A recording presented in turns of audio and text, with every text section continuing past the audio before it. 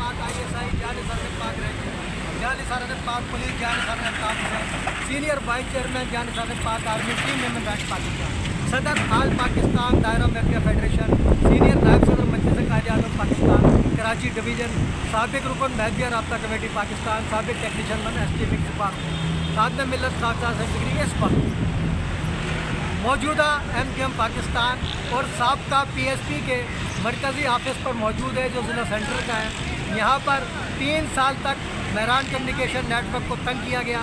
सबसे पहला हमारा पैनाफ्लेक्स फाड़ा गया।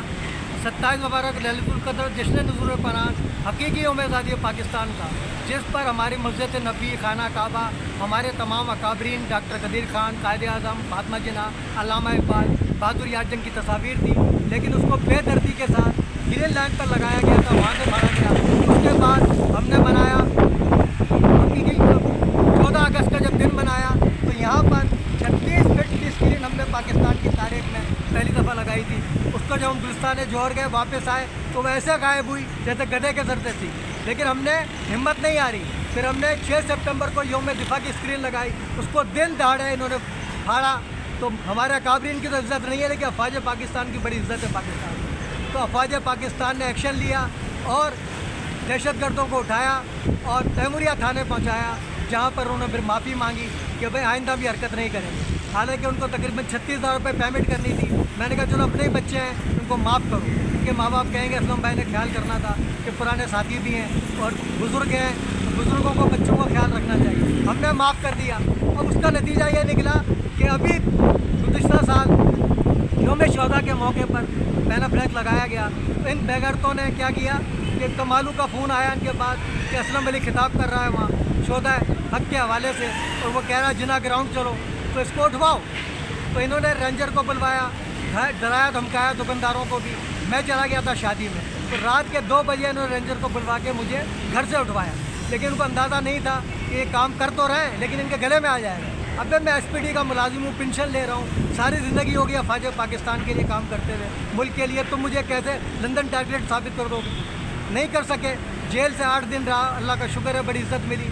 थाना तैमूरिया के अंदर 2 दिन तक मेरी इज़्ज़त मिली। तो सब जानते हैं मुझे कि मैं कौन हूँ, रेंजर भी जानती है, लेकिन रेंजर कह रहे थे कि हम माजरत चाहते हैं, ऊपर से प्रेशर है। तो मैंने कहा ठीक है, उनका प्रेशर बर्दाश्त करो।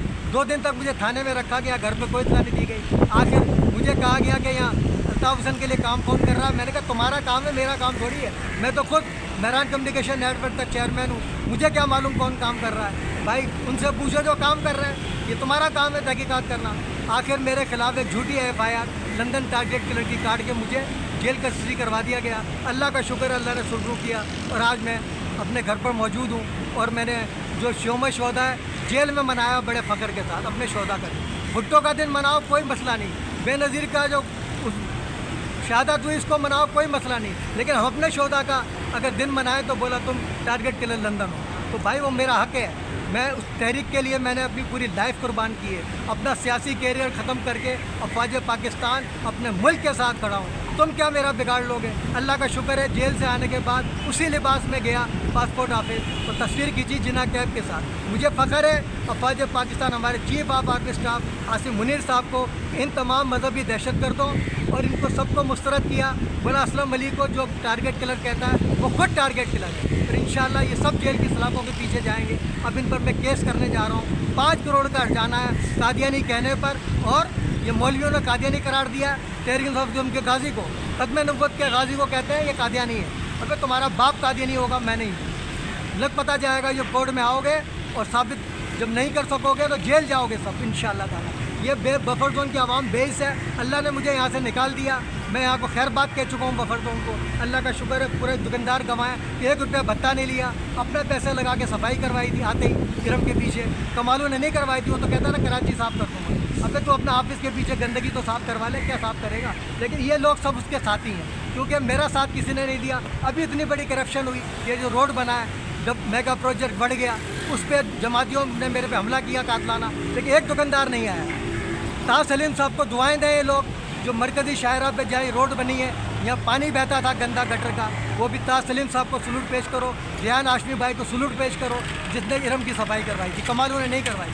اس کے ساتھ ہی تمام حقائق کے ساتھ میں آپ لوگوں سے اجازت چاہتا ہوں ان نعروں جنا کیب قومی یکجہتی کا نشان، جیوے جیوے پاکستان، نو جنا کیب، نو انٹری مزار قائد، اگر ہم غدار وطن ہوتے تو آج سردار وطن ہوتے، امام النام اسلام کے فرامین، در اتفاق نصرت دیت، در نفاق حزیمت دیت، مذہب ماں کتاب اللہ و اتباع سنت رسول اللہ صلی اللہ علیہ وسلم، بعمل مقبول بے عمل مردود، میرا جاہل بھی ان کے عالموں پر بھاری ہوگا۔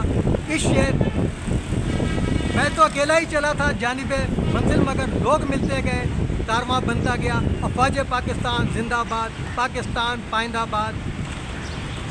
ثانی محافظ کعبۃ اللہ پرویز مشرف جنرل حافظ سید عاصم منیر کو سلوٹ پیش کرتا ہوں کہ بھارت کو وہ منہ توڑ جواب دیا ہے کہ آج وہ پوری قوم جو فرقوں میں بٹی ہوئی تھی، آج مودی کو دعائیں دو۔ آپ لوگ سب پاکستانی ہو، تم لوگ بیس بنے ہوئے تھے، مودی کی للکار نے تم سب کو ایک کر دیا، پاکستانی بنا دیا، ورنہ تم شیعہ سنی بریلوی دیوبندی پنجابی پٹھان بلوچ میں بیٹھے ہوئے تھے۔ یہ مودی کو دعائیں دو، نہ وہ جنگ کی دھمکی دیتا نہ تم ایک ہوتے۔ اب بھی وقت ہے کہ عاصم منیر صاحب کا ساتھ دو، اس پہ تنقید کرنا چھوڑ دو۔ اس وقت ملک کو ایک ہونے کی ضرورت ہے، اگر ایک ہو گئے لیاقت علی خان کے مکے کی طرح تو انشاءاللہ ہم دہلی پہ جھنڈا لہرا دیں گے۔ اس کے ساتھ ہی میں اجازت چاہتا ہوں، اب تک کے لیے اتنا ہی کافی، ملتے ہیں پھر وقفے کے بعد۔